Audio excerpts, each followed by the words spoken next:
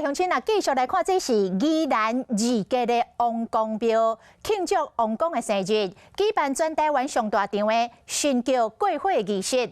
这个红拍牌炭火也咧庆宴，高温将近摄氏800度，信徒无咧惊，跟着神轿冲过炭火，祈求平安顺遂。啊，这项特殊的祭典已经互登录做台湾的宗教百景之一。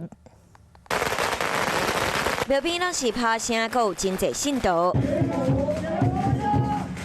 大家用家己的双脚行过真小的炭火，全国上大神轿过火仪式，伫宜兰二街王公生即天举办。炭火也来庆宴，上高温将近800度 C， 不过信徒无咧惊，亲身来挑战。光神轿嘛无咧发忝，赶紧通过炭火，嘛有人冒险想要完成艰难的挑战。我看你脚都黑掉了。对啊，会很烫吗？不会，身体有保佑了。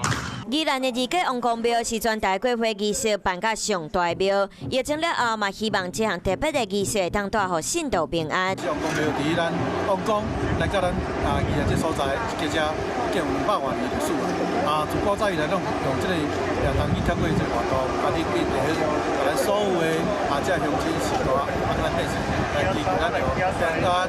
除了刺激的过火，信徒卖软桥卡领平安炭火，希望会当得到二街王公的保庇，和这项特别的宗教庆典会当得到信徒的心。